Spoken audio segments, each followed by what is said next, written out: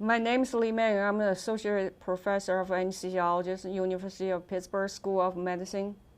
I'm going to review postoperative period of basic topics in anesthesiology. The part A is about pain relief. Pain relief consists of a multimodal approach, including oral and IV analgesics, PCA, regional blocks, and the non-conventional therapists.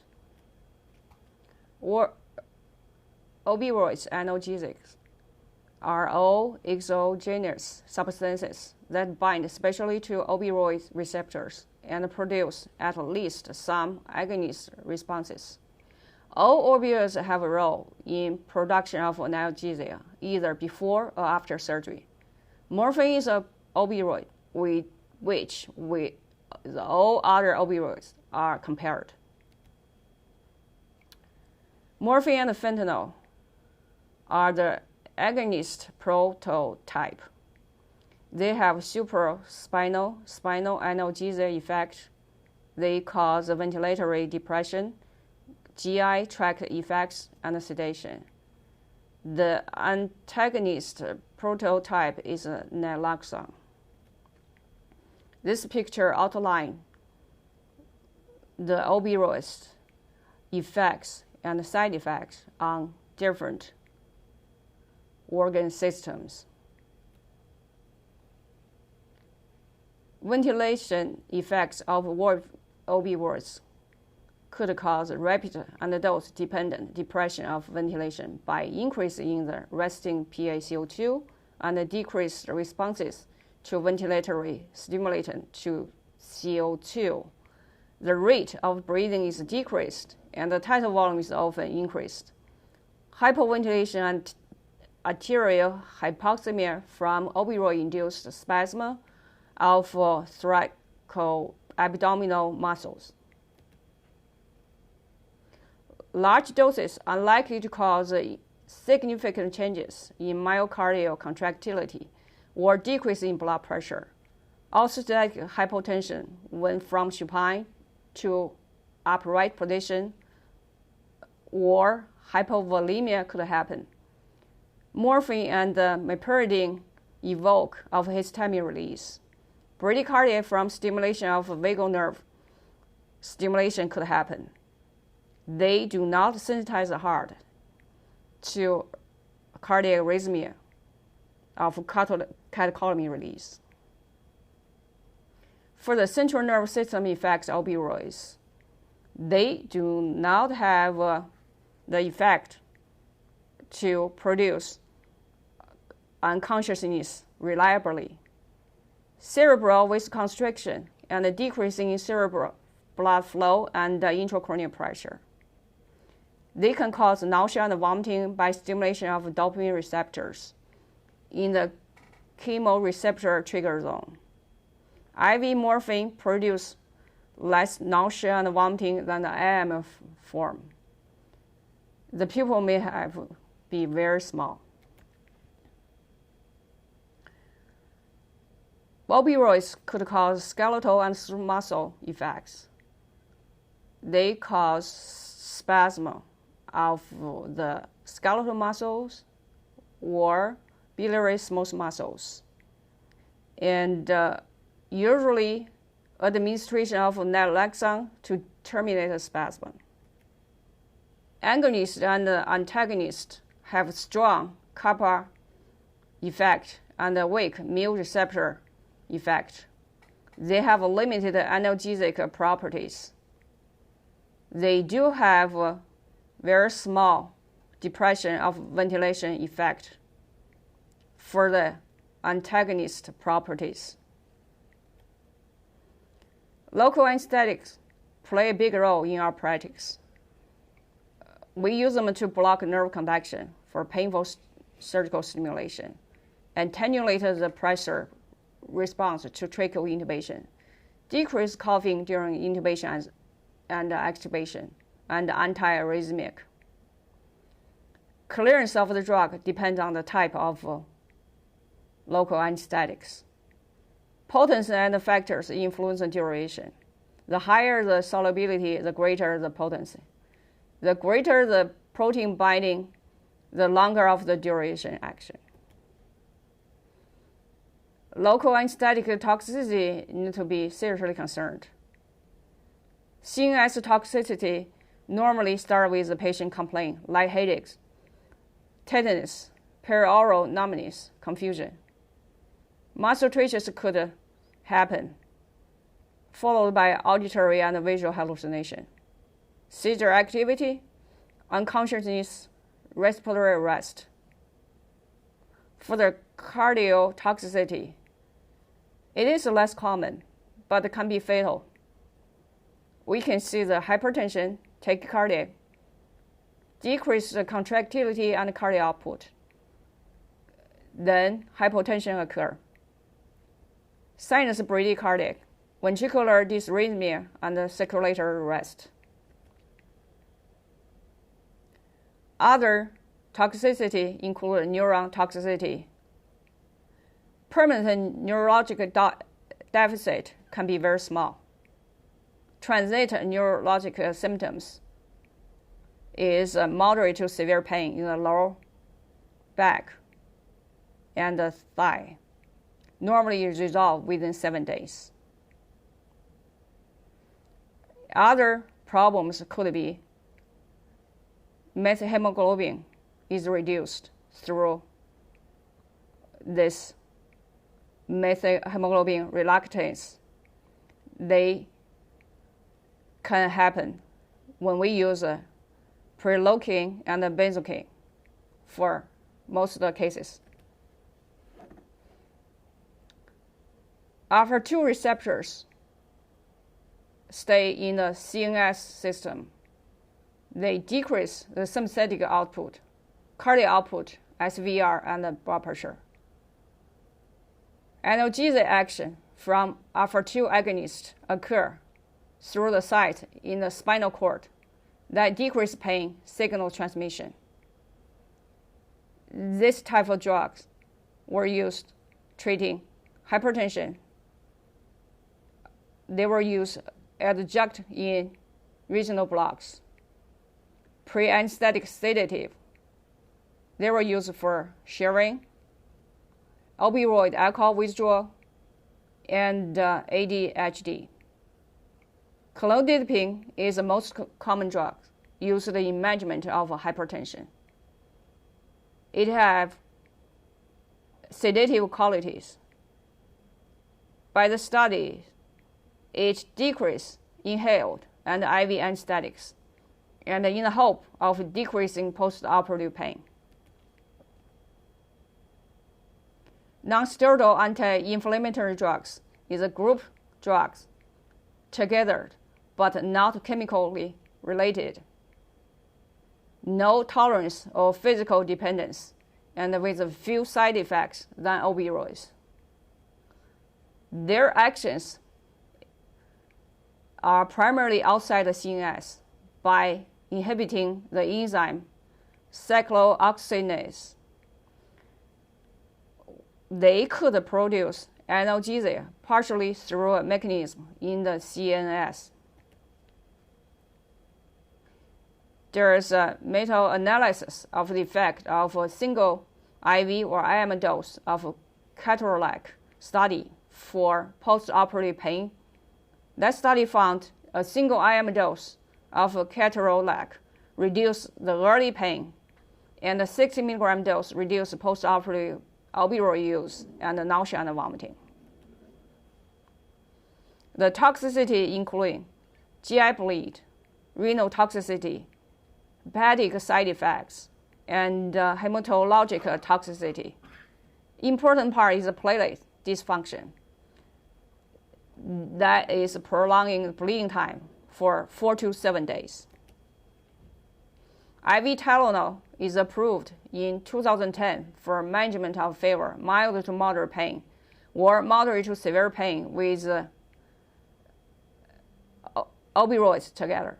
A systemic review of a randomized, placebo-controlled clinical trial of the safety and effectiveness found that patients receiving perioperative IV Tylenol had a lower pain score in 12 of 14 trials, and less postoperative opioid use in 10 of 14 trials. Ketamine is NMDA receptor antagonist with profound analgesic properties and chemically related to phencyclidine.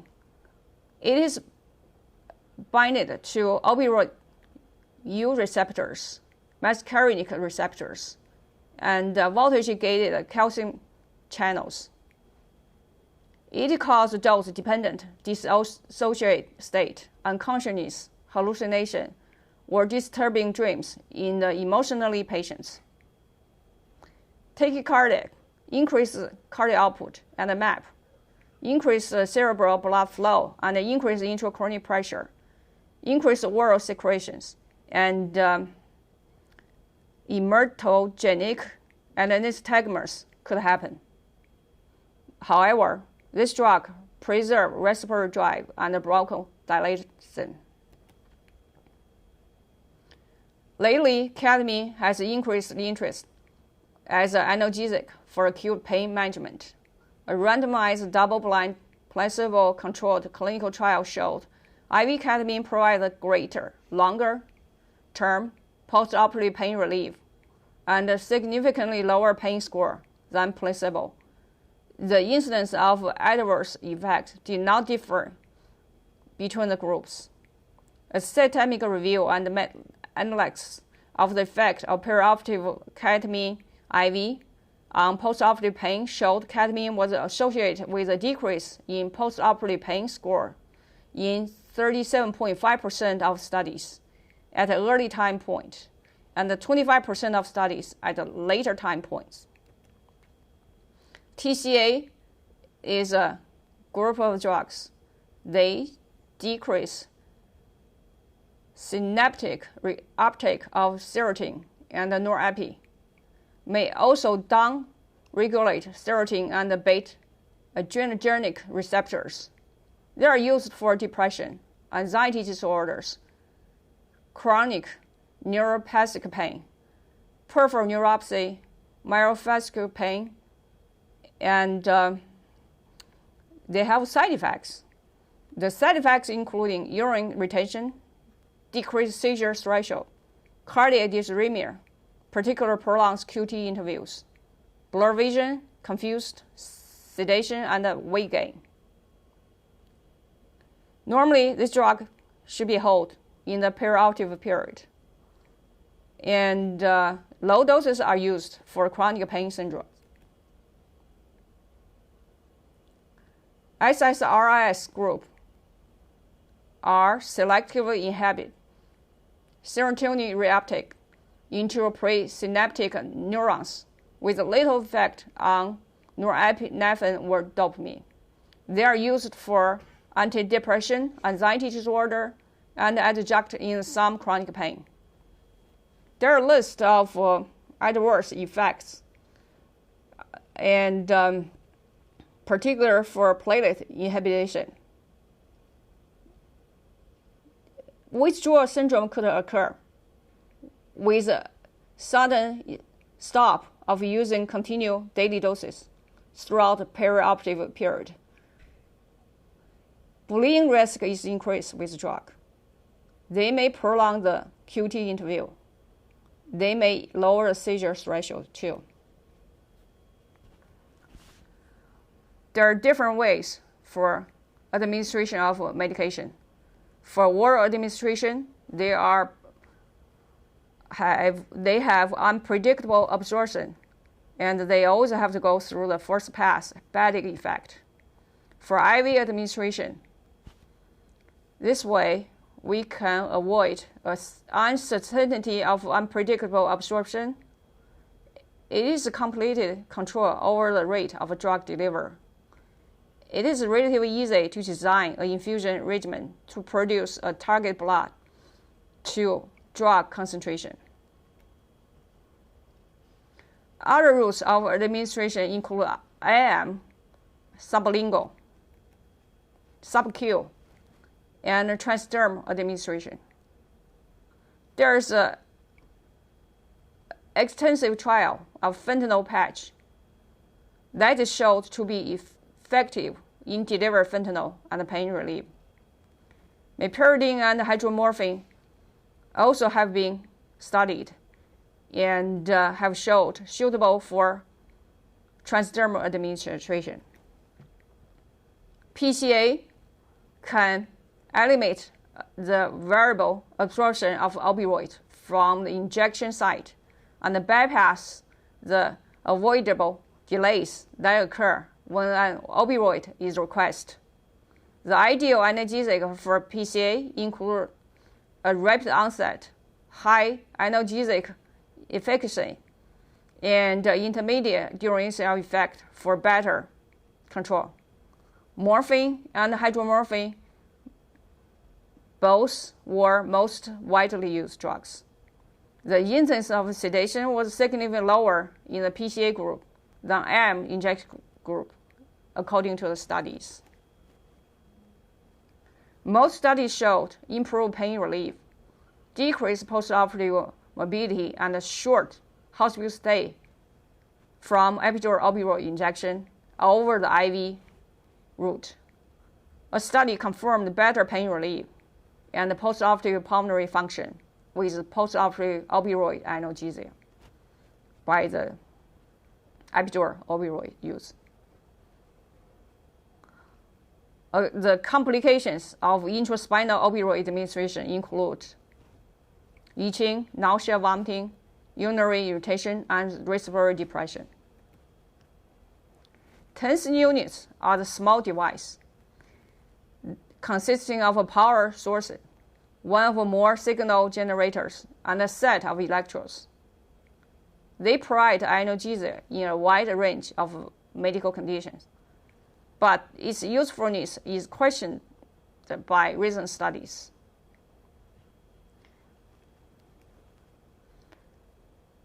Cryotherapy is a superficial cold therapy. It is used to reduce blood flow, decrease metabolic activity, lessen muscle tone, decrease swelling, and inhibit spasm. It can be used to increase GI motility, slow nerve conduction, and produce analgesia. It is restricted to a superficial agent only, including ice, cold water, refrigerated unit, vaporizing liquids, and chemical packs. Acupuncture has a history going back at least 2,000 years. Extensive research has been done and found acupuncture increased endorphin level in various parts of the CNS. Muscular skeletal pains caused by the diverse conditions can respond well. The acute pain and spasm caused by injury also respond well. There have been good results with various forms of headache, such as migraine. The pain relief from hypnosis is not well understood. It can provide analgesic experience for many patients, but is not expected to cure chronic pain. It provides a sensation of peacefulness and comfort and short-term relief of pain. It is more effective in managing pain of organic etiology than with psychogenic or functional pain, according to our study. Part B is about respiratory consequences of anesthesia and surgical incisions. This problem is the second most common complication in the postoperative period. High patient group, including neuromuscular pulmonary or cardiac dysfunction. Any patient can develop hypoxemia following surgery. Hypoxia, which is low PaO2, is due to hypoventilation or compromised alveolar O2 exchange. The causes of hypoventilation include airway obstruction, the effects of anesthetic agent, opioids, sedatives, residual neuromuscular blockade, and poorly controlled pain from surgical incision. The causes of impaired alveolar O2 exchange include intrapulmonary shunt, pulmonary edema, and pulmonary embolus. Airway obstruction could be a reason, from pharyngeal muscular weakness, laryngeal spasm, airway edema, hematoma, foreign body, postoperative stridor. Airway edema is normally due to direct tissue trauma from multiple intubation attempts or surgical manipulation, or decreased venous drainage from prolonged head down or prolonged prone position. The link test can be performed before extubate the patient. The treatment include remaining intubation, head elevation, and steroid may help. Post-operative cervical hematoma is a blood accumulation, compromising the tracheal lumen. When the tracheal lumen is narrowed to less than 5 millimeters, the patient becomes clinical symptomatic. Direct laryngoscopy will show a dark mass along the posterior wall of the trach. Attempts to intubate will be traumatic and unsuccessful. Reopen the incision and evacuate the hematoma before attempting reintubation is the answer. Residual effects of anesthetic could have effect. Inhalation agent normally cause tidal volume decrease and respiratory rate increase. Opioids always have a big tidal volume and decreased respiratory rate. Neuromuscular blockage is with tidal volume reduced due to reduced diaphragm movement. Compromised renal or hepatic function, hypothermia, and acidosis may be the problem too. Inadequate exchange of oxygen from alveoli to pulmonary capillaries leading to hypoxemia. These are the common reasons. Intrapulmonary shunting is from the lung collapse, leading to regions of the lung that are not ventilated but perfused. Significant hypoxemia from large amount blood shunting. The treatment include supportive consists of adequate analgesia. Encourage the patient to take deep breaths and coughing. Incentive spirometry, positive pressure ventilation, or chest tube placement. Pulmonary edema diminishes the lungs' capacity to move oxygen from alveoli into the pulmonary capillaries and leading to hypoxemia. Patients with pre-existing heart failure are at risk. Healthy patients after airway obstruction or following narcotic reversal could have this problem. The initial treatment should include oxygen, positive pressure ventilation may needed. Pulmonary embolus is usually due to vein thrombosis, fat, or amniotic fluid. The signs and symptoms are chest pain, tachycardia, hypoxemia, resistance to oxygen supply. Provide oxygen and positive pressure respiratory support can be the first steps. Give analgesia for the incision pain in the chest, upper abdominal with opioids, non-narcotic IV analgesics, and regional analgesics. Short-term positive pressure ventilation can be used by bag mask ventilation. If it doesn't help, we have to use a non-invasive positive pressure ventilation or go on. Part C is about cardiovascular consequences of general and regional anesthesia. A change from baseline cardiovascular dynamics sufficient to cause potential harm to end organs. Inadequate tissue perfusion, reduction in oxygen delivery relative to demand, or direct damage to organs. Hypotension is kind of common in post-operative period time. Hypotension decreases ventricular preload from blood loss and replacement of urine loss or sepsis with vasodilation and the capillary links of fluid. It can be from myocardial ischemia, heart failure, or decreased vascular resistance. In terms of treatment, we need to quickly assess whether the hypotension is real or artifact of the measurement system. Increase the preload by elevation of the patient leg and IV fluid. Examine the surgical wound for rapid blood loss and ordering HH. The other treatment is directed at the underlying causes. Patients developing hypertension at a higher risk for post-operative complications than patients experience hypotension in the PACU according to the studies. The common causes are pre-existing hypertension, pain, hypoventilation, urinary irritation, anxiety, and excessive fluid volume. Delirium from alcohol or drug withdrawal could happen, but less commonly.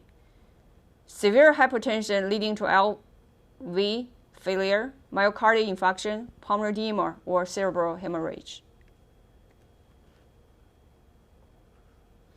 Inadequate pain control could cause a sympathetic discharge to increase blood pressure and heart rate. Pain management is very important.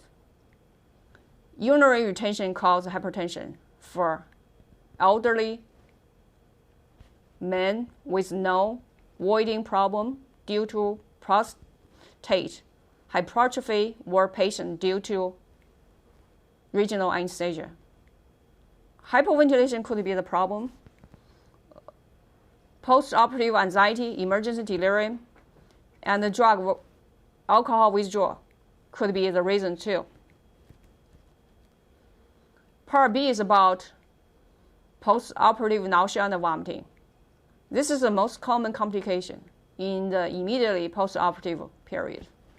Control of PONV is necessary criteria for discharge from PACU. PONV is reported to be the worst patient fare going into surgery. Patient satisfaction is significantly decreased when PONV occurs.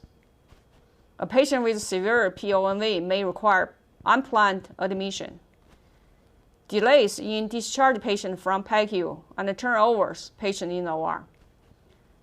Pulmonary aspiration rarely occur. These are factors known to interact with the chemoreceptor trigger zone and the vomiting center to initiate vomiting. The risk is increased following anesthesia with inhalation agent, nitrous, and opioids, inadequate fluid replacement, longer surgeries, and the use of neostigmine.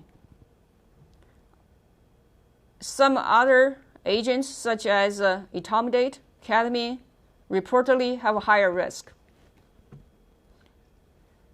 There are surgical factors for PONV. Eye surgeries, laparoscopic surgeries, plastic surgeries, and tonsil surgeries, hernia repair, they all are reported in the past. Female gender and children under age of puberty, history of nausea, vomiting, and motion sickness. Non-smokers, preoperative anxiety or pain, any disease process that delay gastric emptying are the patient risk factors. The Society for Ambulatory Anesthesia guidelines are based on assessment of the patient's risk for PONV.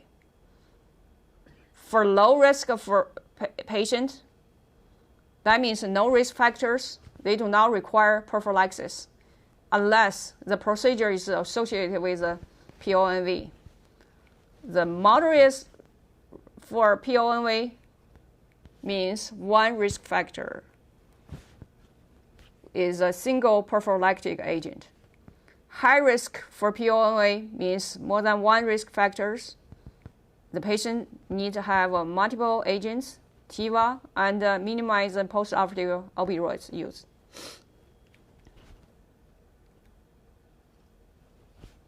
Prophylaxis significantly reduces the incidence of PONV. Rescue therapy is not as effective as prophylaxis. There are many drugs available for anti-post-op nausea vomiting. Antacids is immediately neutralize, increase the pH of gastric contents. They are inorganic salts that release anion upon dissolve in the acidic excrete secretions. They increase the gastric pH with inactive pepsin. Give this drug will enhance the motility and the esophageal tone. H2 blockers decrease the baseline parietal cell acid and volume secretion, as well as blunt the response to normal stimulations, such as food, histamine, insulin, caffeine. A competitive antagonist of histamine and the inverse agonist at H2 receptors of gastric parietal cells.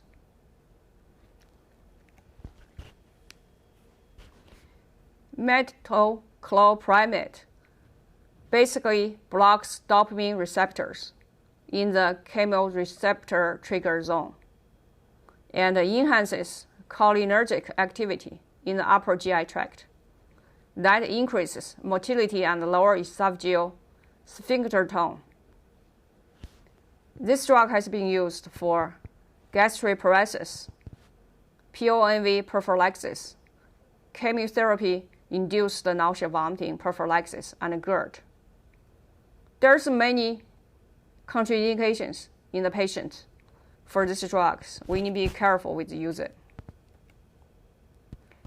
Transdermal scopolamine now is more commonly used for prophylaxis of PONV than for rescue therapy due to a slow onset of action. The exact mechanism is uncertain, but it may block cholinergic transmission. The common side effects include sedation, visual disturbances, dry mouth, and dizziness. This drug should be avoided in patients with narrow-angle glaucoma. It has a very slow onset, 2 to 4 hours, but the effect is prolonged, which may be beneficial in preventing late PONV. This drug is typically removed 24 hours after the end of surgery. Droperidol is an antagonist at dopamine receptors in the chemoreceptor trigger zone. It has been used for prophylaxis and the treatment of PONV and chemotherapy-induced nausea vomiting. There are many side effects. Particularly, this drug is contraindicated in the patient with prolonged QT interval due to the risk of cardiac issues. FDA placed a black box warning for dose exceed 2.5 milligrams. This drug needs to be very careful used when you have a patient with prolonged QT intervals. 12 leads EKG need prior to use. This drug has a peripheral alpha blocking activity, mild anticholinergic activity.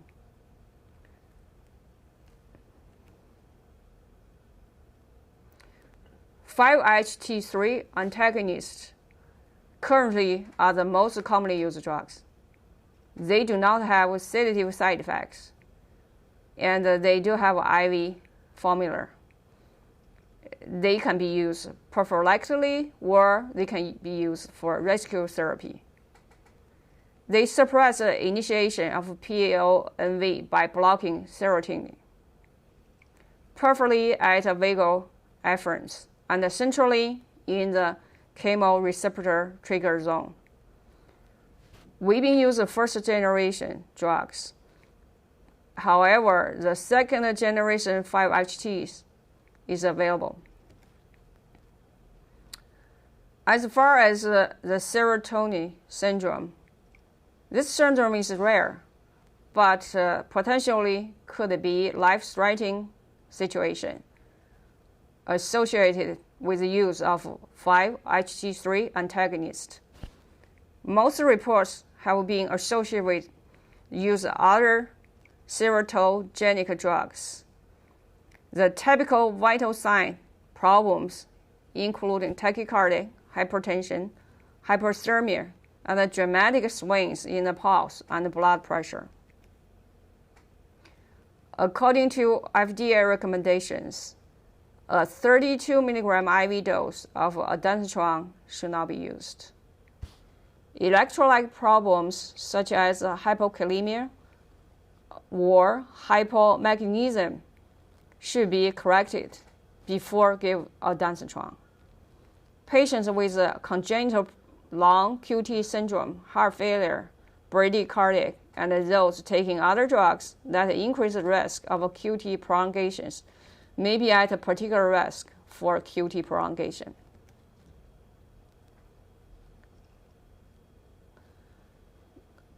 EKG QT interval prolongation is a dose-dependent effect of the first-generation 5-HT3 antagonist.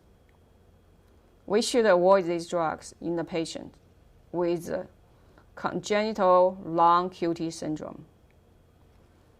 Use EKG monitoring in patients at high risk of cardiac arrhythmia, hypokalemia, hypomagnesemia, heart failure, bradycardia, and those who are taking other drugs that could increase the risk.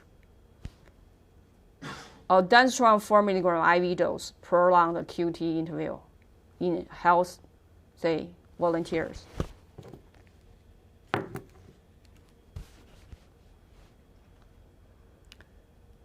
Proton pump inhibitors are irreversibly bind to and inhibit HK-ATP enzymes on the parietal cells.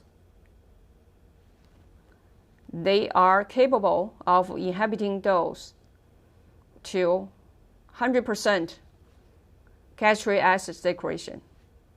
They have headache, nausea, myopathy, other side effects. Prilosec is a common drug clinically we see patients taking. This drug may increase INR in patients on the warfarin. Dexamethasone can be used prophylactically for control of PONV and is generally not useful for rescue therapy once PONV has developed. The real mechanism for PONV of the drug is uncertain. This drug has been used as prophylaxis PONV, anti-inflammatory, or other treatment. The side effects include GI upset, fluid retention, hyperglycemia, or other problems. The standard dose for PONV is 4 mg IV at the induction of anesthesia. In a meta-analysis of 6 randomized trials, a 4 to 5 milligram dose had a similar clinical effect to an 8 to 10 milligram dose in preventing PONV. Always use a regional anesthesia whenever possible. For this purpose, choose a TIVA. Consider prophylactic gastric decompression, oral or nasogastric tube before endotracheal extubation. Try to use pre-medication with oral clonidine. And acupuncture or acupressure at the P6 point, if nothing else works, should be considered. The preventive strategies normally include the following. Several scales attempt to predict likelihood that the patient will suffer from PONV based on risk factors. The simplified Epfel scale is the sum of 4 patient factors: female gender, history of motion sickness, non-smoker, and planned post-operative opioid treatment. Each worth 1 point. Propofol-based anesthetic regimens have lower incidence of PONV. Regional anesthetic techniques have the lowest risk. The total intravenous anesthesia, TIVA, can be used for high-risk patients. Part E is about neuromuscular consequences. Residual muscular blockade could cause hypoventilation. The etiology normally include inadequate reversal overdose or drug interactions. Normally, the diaphragm recovers more quickly than the pharyngeal muscles. Pharyngeal muscle weakness is a loss of pharyngeal motor tone due to residual anesthetic effect, opioids, residual neuromuscular blockade, or obstructive sleep apnea. In that case, the base of the tongue and the tissue of the posterior oropharynx to move forward each other, obstructing the supraglottic inlet. Retraction at the sternal notch and the paradoxical motion of abdominal muscle can be seen. Retreatment is a classical jaw thrust maneuver or CPAP for the sleep apnea patient. Muscle soreness could happen at the neck, back, abdominal after succinylcholine administration. This is due to fasciculation induced by the sucks, and a small dose of a non-depolarized muscle relaxant could cause attenuate muscle fasciculation.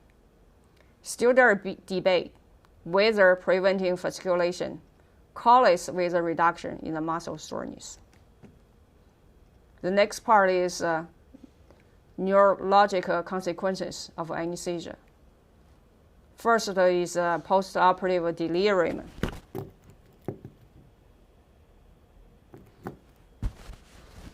Also known as emergency agitation, refer to a prolonged hours change in mental status. The incidence can be as high as 39% in children, less than 5% of patients in adults. Another condition is a POCD. This is as acute or persistent disturbance in the formation and processing of the brain, including executive function, language, attention, and other problems. The onset may begin with the days of surgery and may last more than a year in 1% of elderly patients. The prevention is no specific proven methods for prevention.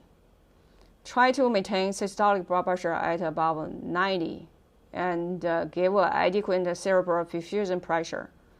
Monitor the depth of anesthesia with a base monitor. Failure to emergence from anesthesia is a failure of the patient to gain consciousness within 20 to 30 minutes at the end of anesthesia. There are many reasons and risk factors, and some electrolyte problems could cause that too. And it has systemic effects. The respiratory depression can lead to CO2 necrosis, hypoxia, and hypothermia. That may contribute to prolonged emergence. For the treatment, need to identify the underlying problems.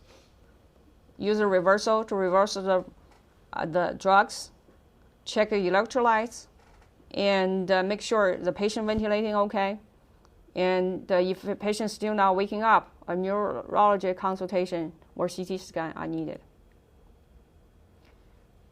Prevention is very important. Always careful perioperative care of the patient. Get a detailed history of physical exam. And titrate your anesthetic agent. Give a reversal. And check all the labs.